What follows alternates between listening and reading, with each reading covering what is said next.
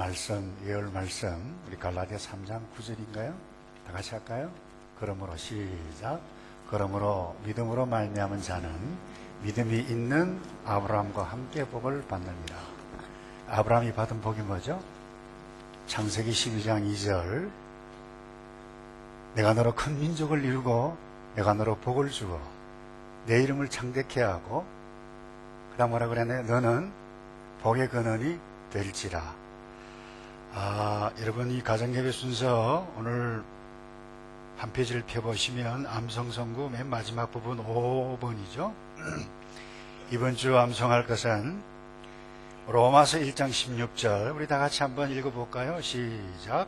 내가 복음을 부끄러워하지 아니하노니 이 복음은 모든 믿는 자에게 첫째는 유대인에게요 또한 헬라인에게로다. 아멘. 오늘은 믿음의 명가 시리즈 마지막 시간인데요, 복음을 부끄러워하지 않는다.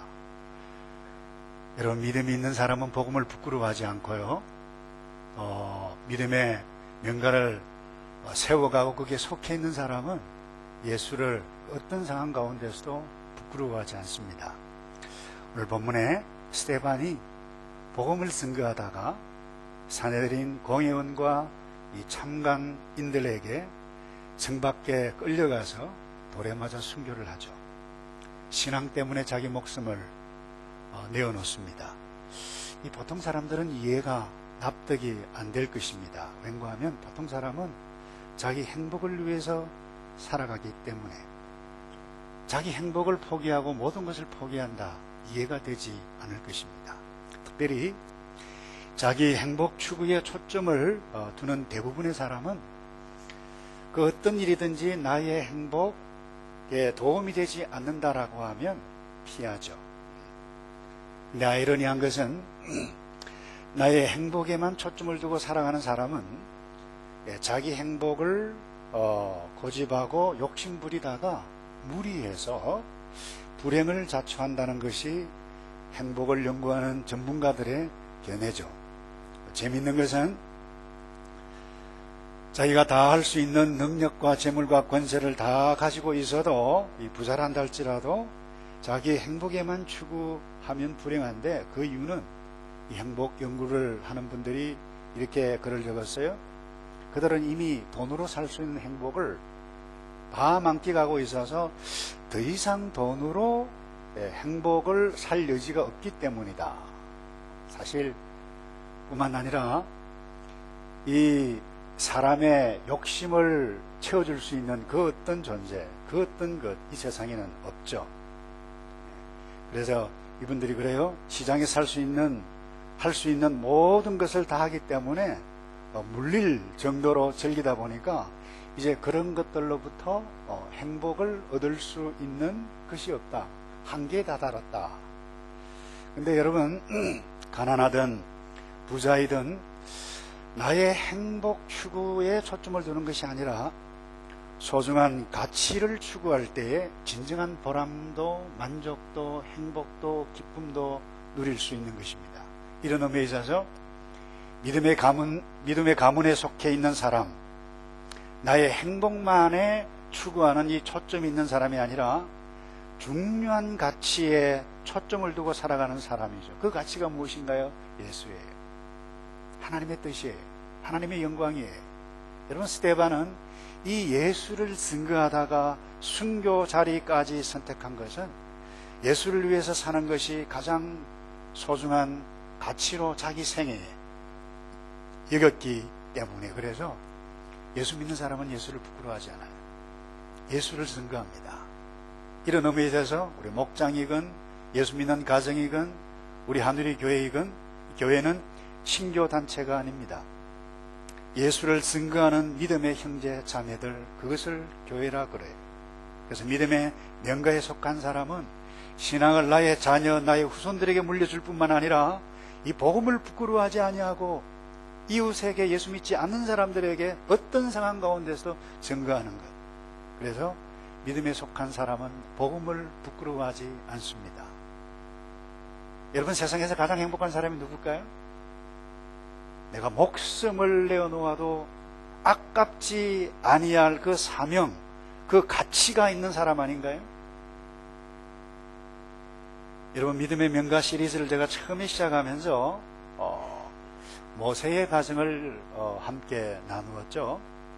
여러분, 그 가정 믿음의 명가라고 할 수밖에 없는 이유가 있어요.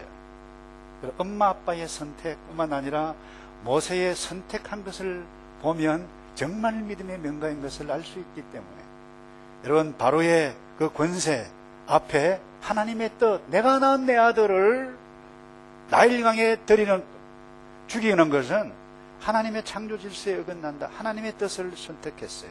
그것을 더 중요하게 여겼어요. 뿐만 아닙니다. 이 모세는 여러분이 아시다시피 장성한 후에 히브리서 11장에 이렇게 말씀하고, 그가 장성한 후에 애굽의 바로 공주의 아들 되기를 거절하고 하나님의 백성과 고난받기를 즐거워했다 그랬어요. 그게 더 중요하기 때문에, 그래서 가치로 여기기 때문에. 여러분, 만약에 행복에 초점이 있었다라고 하면 이 모세가 애굽의 궁정을 떠날 이유가 없죠. 행복에 초점이 있었던 모세였다라고 하면 자기 동족 히브리 사람이 애굽 병사에게 고난을 당하고 죽는 것을 손으로 한 대 쳐서 죽일 이유가 없습니다. 그는 편리하게 편안하게 모든 걸 누릴 수 있는 왕궁을 떠날 이유가 하나도 없었죠. 그런데 모세는 그것을 거절하고 왜요? 하나님의 뜻, 하나님의 영광, 하나님의 사명을 선택하고 그는 다른 것을 거절했어요. 여러분, 오늘 이 스데반이 54절에 한번 보세요. 저희가 이 말을 듣고 마음에 찔려 저를 향하여 이를 갈거늘. 여러분, 예수 말씀 듣기 싫어하는 그 사내들인 공의원들 앞에, 이를 가는 그 사람들 앞에 예수를 계속해서 증거해 가는 것이 쉬운 일인가요? 여러분, 그렇게 예수를 증거했던 이유가 무엇입니까? 예수 복음이 아니면 그들이 사내들인 공회이고 참관인이고 유대 백성이라 한다 할지라도 구원은커녕 멸망에 이를 수밖에 없다. 그것을 너무나도 잘 알았기 때문에 예수를 증거한 거예요. 그래서 바울이 로마서 1장 16절에 내가 복음을 부끄러워하지 아니하노니 이 복음은 모든 믿는 자에게 구원을 주시는 하나님의 능력이 됨이라 말했는데, 어쩌면 이 고백, 이런 스데반이 복음을 증거하는 모습이 너무나도 내리에 생생하게 박여서 다시 한번 그것을 표현한 것인 줄 모릅니다. 여러분, 믿음의 가문이 뭔가요? 명계가 뭔가요? 예수 믿는 가문이에요. 예수를 가장 중요하게 여기고, 그래서 얘들아 오늘아 함께 예배드리자. 우리 예배 드리는 것이 우리의 목적이다. 여러분, 우리 예배를, 말씀을 듣고 은혜 받기 위해서 예배를 드리는 것이 목적이 아닙니다. 예배는 예배 자체의 목적이에요. 내가 주님 앞에 나오는 이 자체가 하나님께서 가장 기뻐하시는 것인데, 오늘 내가 은혜가 없다, 그건 나의 행복 추구에 초점에 두고 있는 사람인과 다를 바가 없는 것입니다. 그래서 여러분, 믿음의 가문은, 얘들아 우리 하나님 앞에 예배드리자. 우리가 공부를 하더라도, 우리 아빠가 사업을 하고 무엇을 일을 하고 한다 할지라도, 우리는 돈을 번다 무엇을 한다 할지라도, 우리 예수 그리스도 하나님의 뜻, 하나님의 영광을 위해 예수를 증거하는 이 일로 우리는 살아가야 할 것이다. 여러분, 이와 같은 말들을 나누고 기도를 할 때에, 예수 믿지 않는 사람들을 위해서 여러분의 가정이 기도하기 시작할 때 오클랜드가 움직이기 시작하고 하늘이 움직이기 시작하고 그런 일들을 하게 되면 여러분의 자녀들이 도전을 받고 여러분의 자녀들이 달라지고 세상이 하나님의 뜻 가운데 나타날 줄로 믿습니다. 여러분, 우리가 그렇게 해야 하는 이유가 뭡니까? 이유는 딱 하나입니다. 우리가 하나님의 백성이기 때문에 그래요. 여러분, 출애굽기 9장 16절을 여러분들이 기억하시나요? 하나님께서 모세에게 이렇게, 바로에게 엄청난 10가지 재앙, 저주죠. 그러나 저주가 아닙니다.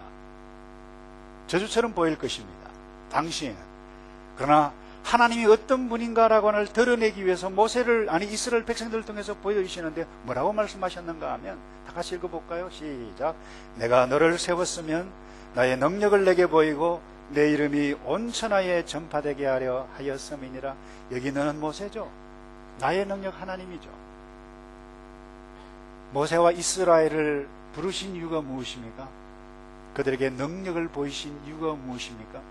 하나님의 이름이, 복음의 영광이 온 천하에 전파되는 것이라 말씀했습니다. 스데반이 돌에 맞아 죽기까지 그들이 그렇게도 싫어하는 인자 예수 그리스도, 그분이 하나님 우편에 선 것을 보았다, 이렇게 돌에 맞아 죽을 줄 알면서도 왜 그렇게 선걸 냈습니까? 이유는 따가납니다.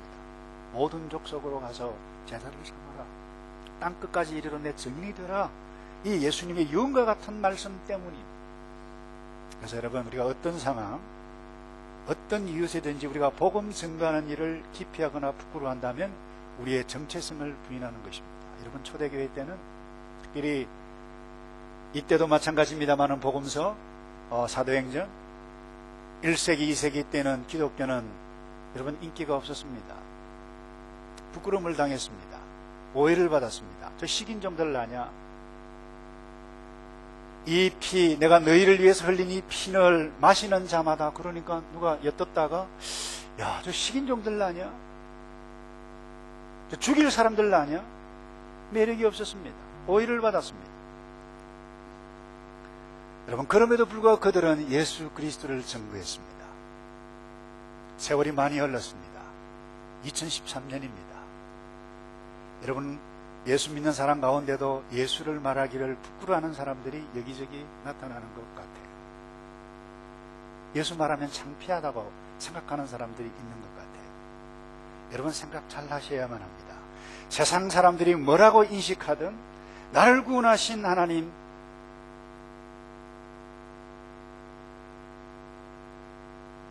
나를 살리신 그 하나님, 이 하나님에 대해서 여러분들이 바른 관계, 확신이 없다라고 하면, 예수 그리스도를 증거하기를 부끄러워한다라고 하면 우리의 정체성을 부인하는 것과 마찬가지일 것입니다. 여러분, 교회는 나의 행복을 주는 안식처라 생각하면 곤란합니다. 나의 행복 추구하는 데 있어서 도움을 주는 곳으로 생각하면 정체성이 변질되어 갈 수 있는 것입니다. 하나님은 우리 모두가 행복하기를 원하세요. 그러나 교회 공동체를, 하나님께서 교회 공동체를 통해서 피 묻은 예수 그리스도의 복음을 증거하는 것이 교회 공동체이지, 이것을, 이 사명을 쫓아 나가게 되어질 때 자연스럽게 기쁨과 보람과 만족과, 그리고 보통 사람들이 말하는 행복이 우리에게 온화스러 오는 것이지, 행복 추구에 초점이 있다라고 하면 여러분, 교회의 본질에서, 정체에서 벗어나는 것입니다. 어떤 의미에서 교회는 유람선이 아닙니다. 크루즈십이 아니에요. 영적 전쟁을 치는 군함이에요. 교회는 대형 백화점처럼 고객 만족을 위해서 존재하는 것은 더더욱 아니에요. 예수 제자 되어 모든 민족에게 복음을 증거하는 사명을 지는 위대한 사명 공동체입니다. 여러분, 우리의 가정, 우리의 목장, 우리의 교회, 행복 추구인가? 행복에 초점이 있는가? 아니면 하나님의 가치, 하나님의 사명에 초점이 있는가? 한번 물어보아야만 할 것입니다. 여러분, 스데반 왜 죽었나요? 이유는 딱 하나입니다. 왜 그렇게 홀로 쓸쓸하게 외롭게 돌에 맞아 죽어갔죠? 하나님의 백성이었기 때문에. 그러나 여러분, 중요한 것은 바로 그 자리에 하나님의 영광이 거하셨어요. 그래서 두 번째로, 우리가 마지막으로 이 믿음의 명가시하는 마지막 시간인데, 여러분, 믿음을 가지고 성령과 더불어 이 일에 집중하게 되어지면 여러분, 그 어떤 상황 가운데서 성령님과 더불어 기도로 사명의 자리를 고수할 수 있는 능력을 얻게 되어지는 것입니다. 59절 60절을 볼까요?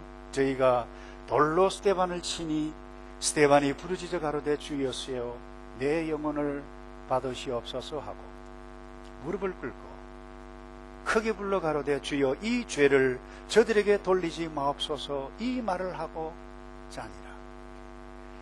여러분, 사람이 어떻게 이럴 수 있을까요? 제 머리로는 이해가 안 돼요. 믿기지 않을 상황입니다. 그러나 사도행전을 기록한 의사 누가는 이 중요한 사건, 중요한 일들마다 드러내고 있는 한 가지가 있는데 그것은 바로 성령님의 역사입니다. 여러분, 사도행전 2장에 오순절 성령이 강림했습니다. 성령 받은 그 사도들이 성령으로 신 예수 그리스도가 함께 했을 때 이 제자들이 어떻게 행해가고 이 교회가 세워지고 이 교회가 무엇을 하는지를 똑똑히 보여주고 있습니다. 여러분, 오늘 55절에도 강조하고 있는 부분이 이것입니다. 55절에 보면 스데반이 무엇이 충만했다고 그랬나요? 성령이 충만하여. 여러분, 성령이 충만하면 어떤 상황에도 하늘을 우리로 주목하여 볼 수 있어요. 그리고는 위대한 일들이 나타나는데, 우리가 기대할 수 없는 일들이 나타나는데 뭐예요? 하나님의 영광과 예수께서 하나님 우편에 서 계신 것을 보고 삼일째 하나님의 영광이 바로 이곳에 함께하는 것을 경험하게 되어지는 것입니다. 여러분, 이와 같은 일들은 스데반에게만 일어나는 것이 아닙니다. 복음을 부끄러워하지 않는 모든 성도들에게 하나님께서 우리가 위기를 당하고 환난을 당하고 어려움을 당하고 순교 자리에까지 있을지라도 복음을 부끄러워하지 아니하는 성령 충만한 그리스도, 성령이 우리 가운데 임하고 성령의 사람으로 살아가면 하나님의 위로가 있어요. 환난과 고난을 당할 때. 제가 학생 때 읽은 책이 있는데 하나님의 지하 운동이라고 하는 책이 있어요. 유대계 루마니아 사람인데 리차드 범브란트라고 하는 목사님이세요. 이분이 1948년에 러시아가 들어왔죠. 아주 공산당이 들어와서 아주 교묘하게 이 기독교를 박해하고 교회를 철폐하고 예수 믿는 목회자, 예수 믿는 성도를 잡아가두고 했던 그와 같은, 그래서 감옥에 들어가서 14년 동안이나 고생했는데, 제가 최근에 이분이 죽기 전에 다니면서 LA에서 이렇게 간증했던 것을, 동영상을 제가 보았어요. 그 간증이 이래요.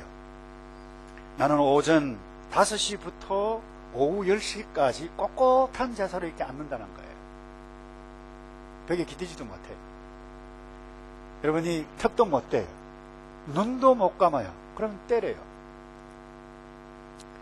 다시 말해서 눈도 감지도 못하고 하루에 17시간씩 이런 거짓말을 들어야 했습니다. 그래요. 그 거짓말이 뭔가 하면 공산주의는 좋은 것이다. 공산주의는 좋은 것이다. 기독교는 어리석은 것이다. 기독교는 어리석은 것이다. 이제 그리스도를 믿는 사람은 아무도 없다. 이제 그리스도를 믿는 사람은 아무도 없다. 포기하라. 여러분, 한번 생각해 보세요. 매 시간마다, 순간마다 공산주의는 좋은 것이다. 공산주의는 좋은 것이다. 기독교는 어리석다. 기독교는 어리석다. 이제 그리스도를 믿는 사람은 아무도 없다. 아무도 없다. 포기하라. 여러분, 이런 말을 매 시간, 매일, 매주, 매달, 매년 10여 년 동안 한번 들었다고 생각해 보세요. 미칠 지경 아닙니까, 여러분? 그런데 이분이 그런 간증을 했어요. 한 번은 감방의 벽이 갑자기 환한 다이아몬드 빛으로 변하더라는 것입니다. 그러면서 그분이 이런 이야기를 했어요. 자신은 베토벤 음악도 들어보고 아름다운 것도 여기저기 방문해 보았지만 그때 그렇게 아름다운 음악, 그렇게 아름다운 곳을 본 적이 없었습니다. 그러면서 이분이 왕 중의 왕이신 예수 그리스도, 그분이 나를 위로해 주셨고 그분이 나의 그 감옥 속에 함께 계셨습니다. 눈물을 닦아 주셨습니다. 그러면서요, 옆에 함께 감옥 속에 들어왔던 이 몇 사람이 이야기를 하는데, 한 번은 한 자매가 들어왔어요. 근데 이 자매가 어떻게 들어왔느냐, 이 결혼하는 결혼식 날 예수를 믿어요, 이 자매가. 근데 이 비밀 경찰이 갑자기 습격을 해서 결혼식 날 수갑에 꼭 채워가지고 감옥소에 들어왔는데, 그 감옥소에 들어오면서 이 자매가 이 수갑을 키스를 하면서 한다는 말이, 예수님, 결혼 선물 이렇게 주셨네요. 감사합니다. 여러분, 그리고 더 놀라운 것은 5년이 지났어요. 이 여인이 뼈도 상했죠. 몸도 상했고, 근데 얼굴은 노파의 얼굴이 되어져 있었지만 그네의 얼굴은 광채가 얼굴에 빛났다. 그러면서 이분이 그런 이야기를 했어요. 안 믿는 자들에게는 고통이 절망의 블랙홀이지만 어떤 성도에게는 자신에게 해치는 자들에게 대해 악한 감정을 품지 않습니다. 그리고 어떤 그리스도인은 고통의 감옥에서 진주가 되었지요. 제가 도전을 받았어요. 여러분, 성령이 충만하면 예수를 부인하지 않고 위기와 환경, 어려운 환난 가운데서도 진리를 보고 하늘을 쳐다보고 진리를 증거합니다. 여러분, 성령이 충만하면 죽을 위기의 순간에도 저들의 죄를 용서해 달라고 기도할 수 있는 기도의 능력을 하나님께서 허락해 주실 줄로 믿습니다. 여러분, 성령 충만의 증거가 무엇이죠? 그것은 딱 하나입니다. 예수를 부끄러워하지 않고 예수를 증거하는 것입니다. 성령은 진리의 영입니다. 성령은 진리신 예수 그리스도를 증거합니다. 오순절 성령 강림 목적은 딱 하나입니다. 예수님께서 말씀하셨어요. 요한복음 16장 13절 14절에 이렇게 말씀하시죠. 진리의 성령이 오시면 그가 너희를 모든 진리 가운데로 인도하시리니, 예수님께서 오순절 성령 강림 전에 제자들에게 친히 약속하셨어요. 성령을 뭐라고 표현하셨나요? 진리의 영입니다. 야단스럽게 하는 영이 아닙니다. 기독교 무당처럼 너 어디 가면 누구와 결혼해야 달 것이다. 여러분, 그것이 성령에 충만한 것이 아닙니다. 여러분, 그가 모든 진리 가운데로 인도하시리니 그가 자의로 말하지 않는다 그랬어요. 오직 듣는 것을 말하시며 장래일을 너희에게 알리시리라. 이 장래일, 여러분, 나의 구체적인 미래의 일 오해하시면 곤란합니다. 하나님의 일입니다. 그리고 그 다음 보세요. 그가 내 영광을 나타내리니, 누구의 것을 가지고요? 이 내 것이 누구예요? 예수 그리스도께서 말씀하시고 약속하신 모든 것입니다. 내 것을 가지고 너희에게 알리시리라. 누가요? 성령이, 진리의 성령이 오시면. 그래서 여러분, 성령이 충만한 자는 진리를 바라보아요. 위기 가운데도 하늘을 우러러 쳐다보아요. 진리를 거부하지 않아요. 하늘의 영광을 보지만 무지 목매한 죄인, 선택받은 언약의 백성으로 인침을 받은 사내들인 공의 회원들이란다 할지라도 여러분, 성령 충만한 자를 돌로 쳐서 죽입니다. 성령의 인도하심을 거절하고 있는 장면이죠. 여러분, 지금까지 한 번도 예수님을 말해본 적, 자랑해 보신 적이 없다라고 하면, 여러분, 이번 한 주간 한번 생각해 보세요. 예수님, 내가 어떻게 증거했으면 좋겠습니까? 그 계획을 세우실 때 하나님께서 영광을 받으실 줄로 믿습니다. 그 다음 마지막으로요, 이 믿음의 명가에 속한 사람은 여러분, 귀한 상을 얻습니다. 60절 볼까요? 무릎을 꿇고 크게 불러 가로되 주여 이 죄를 저들에게 돌리지 마옵소서. 이 말을 하고 자니라. 아니, 돌에 맞아 죽은데 무슨 귀한 상입니까? 정말 그렇게 생각하십니까, 여러분? 그는 이미 돌무더기 속에 있었어요. 그가 깨어났을 때 그는 예수 그리스도의 영광 가운데 아브라함의 품에 있었어요. 저자 누가는 이렇게 기록하고 있죠. 이 말을 하고 자니라. 여러분, 하나님께서 귀한 상, 복을 주시지 아니하면 자기를 향해서 돌을 들고 쳐서 죽였던 그 사람들을 향해서 주여 저들의 죄를 용서해 주옵소서. 아버지께서 복을 주시지 아니하면 이와 같은 기도를 할 수가 없는 것입니다. 자기를 죽이는 자들을 위해서 어떻게 기도할 수 있을까요? 자기를 죽이는 자들을 위해서 기도할 수 있는 것만큼 더 큰 복이 어디 있나요? 이런 의미에서 있어서는 엄청난 위대한 하늘의 상급인 것입니다. 그리고 영원한 영생의 영광을 누렸다라고 하는 것을 오늘 말씀을 통해서 보잖아요. 우리 이성으로는 상상도 할 수 없어요. 그래서 이미 바울이 로마서 8장 18절에서 이렇게 말씀했죠. 생각건대 현재의 고난은 장차 우리에게 나타날 영광과 좋게 비교할 수 없도다. 그럼 스데반은 그의 영광에 들어가는 복을 누렸습니다. 뿐만 아닙니다. 그는 명예를 얻었어요. 사람을 얻었어요. 여러분, 순교자의 영광스러운 영예를 얻는 것은 아무에게나 주어지는 것이 아닙니다. 혹자는 그래요. 어떤 사람은 그렇게 성령과 믿음이 충만했던 스데반을 돌에 맞아, 그야말로 폭도들에게 돌을 맞아 죽어가는 그 현장 가운데 하나님은 무엇을 하셨죠? 하나님이 살아계신다라고 하면 도와주어야 할 것 아닙니까? 이렇게 선 학자들도 있더라고요. 근데 이 웨런 USB는 이렇게 했어요. 그때 만약에 하나님께서 스데반과 함께 하시지 않았다라고 하면 그는 결코 순교의 자리에 있을 수 없습니다. 하나님께서 그에게 능력으로, 하나님께서 기적으로 그에게 힘을 주시지 않았다라고 하면 결코 타락한 인간 스데반이 돌을 들고 치는 무지막지한 사람들을 위해서 주 예수여 내 영혼을 받으시옵소서. 그리고 60절에 주여 이 죄를 저들에게 돌리지 마옵소서라고 기도할 수 없었다. 여러분, 아무에게나 순교에 복을 주시는 것은 아닙니다. 하나님께서 함께 하셨기 때문에 돌에 맞고 죽었어요. 어떻게 보면 이 말은 우리 행복을 추구하는 행복의 초점에 있는 사람들에게는 도무지 납득이 안 가요. 왜 사랑하는 사람 죽이죠? 왜 나에게 질병을 주죠? 왜 나에게 실패를 주죠? 하나님은 살리시고 도우시는 분이고 복을 주시는 분인데 어떻게 죽이시는가? 이해할 수 없을 것입니다. 그러나 믿음의 가문에 속한 믿음의 사람은 넉넉히 이해합니다.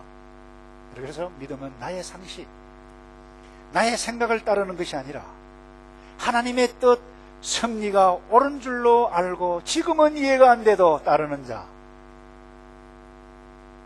믿음에 속한 믿음의 복을 받은 사람인 줄로 믿습니다. 그 다음에 마지막으로요, 이게 어떤 복을 받았나요? 사람을 얻었어요. 일꾼을 얻었어요. 뿐만 아니라 이 스데반의 죽음 때문에 주의 복음이 여러분 이방인에게까지 구체적으로 증거되어지는 놀라운 계기가 되었어요. 여러분, 스데반, 이 믿음과 성령이 충만한 이 스데반 일꾼을 잃는 것은 예루살렘 초대교회의 큰 슬픔이었어요. 먹장구름이 마치 큰일 났다. 아픔이었어요. 슬픔에 틀림이 없어요. 그래서 이 사도행전 8장 2절에 보면 그들이 장사를 하면서 얼마나 크게 울었는지 이렇게 기록하고 있죠. 경건한 사람들이 스데반을 장사하고 위하여 크게 울더라. 크게 울더라. 그래서 이 핍박 때문에 많은 사람들이 흩어져야만 했습니다. 여러분, 예루살렘 초대교회가 최대의 위기처럼 보였습니다. 그런데 하나님은 이 위기 가운데 오묘하게 역사해 가시는 것을 봅니다. 하나님의 교회는 하나님께서 역사하시고 하나님께서 인도하시는데, 여러분 사도행전 11장 19절을 보시면 이런 말씀이 있어요. 때에 스데반의 일로 일어난 환난을 인하여 흩어진 자들이, 얼마나 슬픈 일이 여기에 일어납니까? 여러분, 정들었던 고향, 정들었던 모든 것들을 다 정리하고 예수 복음, 예수 때문에 여러분 집을 떠나야 했다. 이 얼마나 서글픈 일입니까? 서글픈 현장입니다. 그러나 그 흩어진 자들이 베니게와 구브로와 안디옥까지 이르러 도를 유대인에게만 전하는데, 그 다음에 20절에 이런 말씀이죠. 그 중에 구브로와 구레네 및 몇 사람이 안디옥에 이르렀는데 헬라인에게도 말하여. 여러분, 헬라인은 누구예요? 이방인입니다. 유대인이 아닙니다. 그리고 그 다음에 뭐라고 말씀하고 있습니까? 주 예수를 전파하니.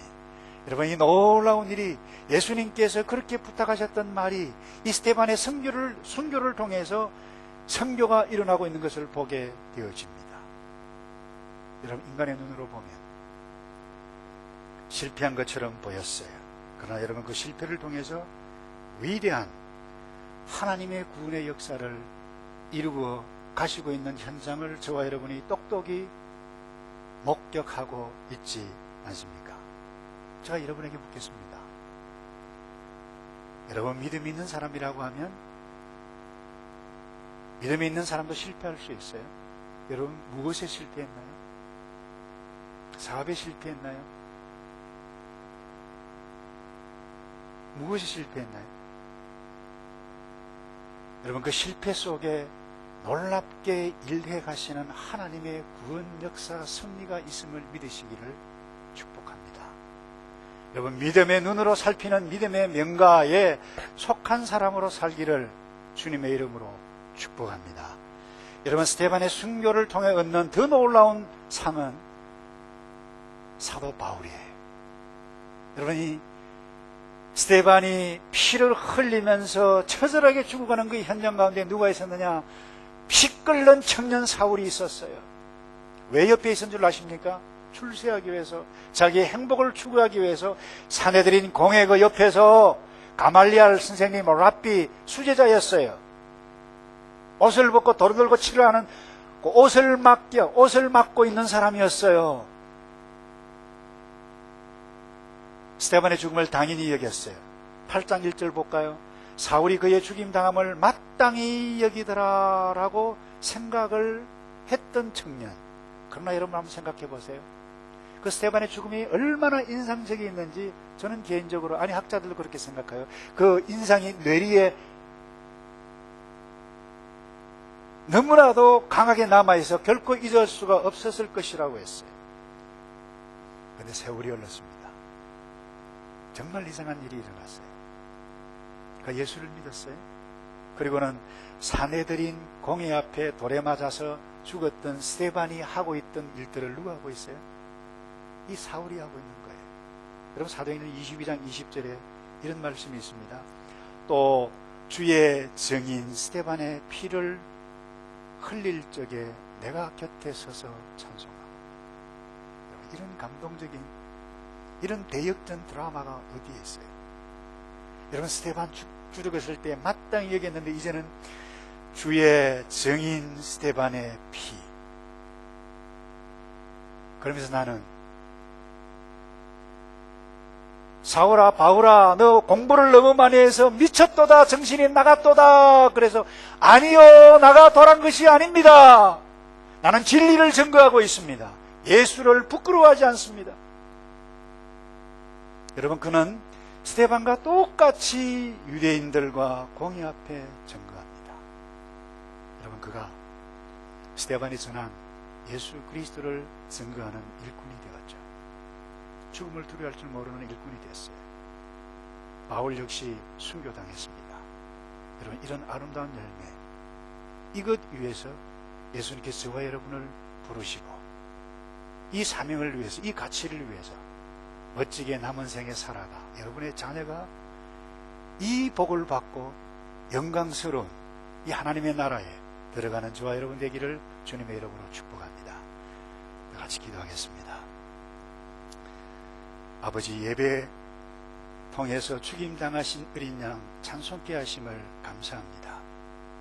우리에게 실패가 있고 고난이 있고 환난이 있고 어려움이 있어도 고난 가운데 함께 하시는 주님을 찬양하고 하나님의 나팔 소리, 나의 이름 부를 때에 두 손 들고 주님, 영광스러운 정인과 함께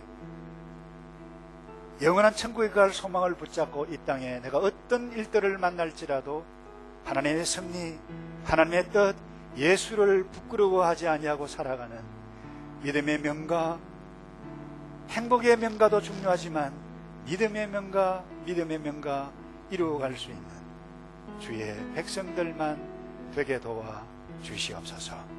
하나님, 이제 우리의 자녀들과 더불어 목장 식구들과 더불어 전열을 새롭게 가다듬고 십자가 군병되어 예수 그리스도를 증거해가는 그 일에 어떤 양태든지 최선을 다해서 헌신해가는 우리 모두 되게 도와 주시옵소서. 예수 그리스도의 이름으로 기도하옵나이다. 아멘.